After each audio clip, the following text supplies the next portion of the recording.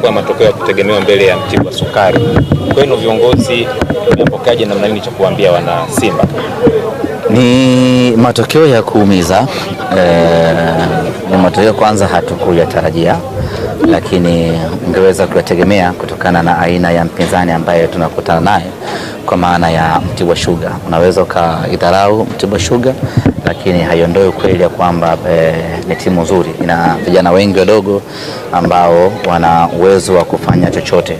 Kijana akiwa mdogo hana pressure kubwa, haofii kukosea, haofii kuharibu, na ana uwezo wa kucheza kwa muda mrefu kwa ajili ya kutafuta kitu, na ndicho ambacho kimetokea hii leo.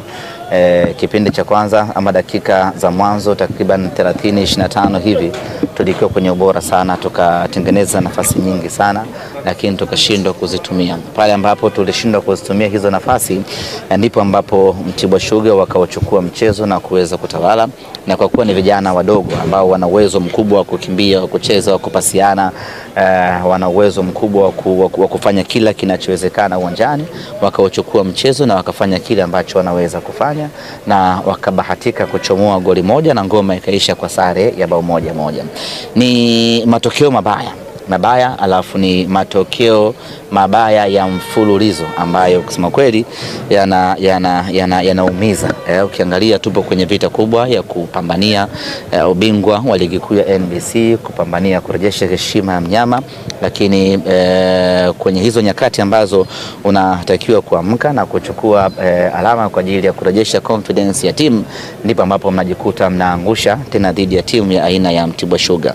Ni matokeo mabaya, lakini kila mmoja anapaswa kuwajibika. Hii haiwezi kuwa hali ya kawaida ya Simba Sports Club alafu tukasema tu ni mpira.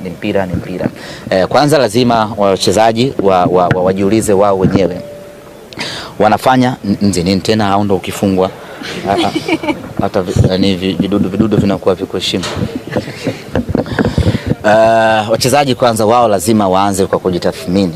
Mchezaji mmoja anafanya cha kutosha, anaisaidia Simba ipasavyo. Ubora anaoonyesha ni ubora wa hadhi yake na ni ubora wa hadhi ya Simba. Namna ambavyo anajituma kwa kulingana na mahitaji ya Simba. Namna ambavyo anajituma kwa ubora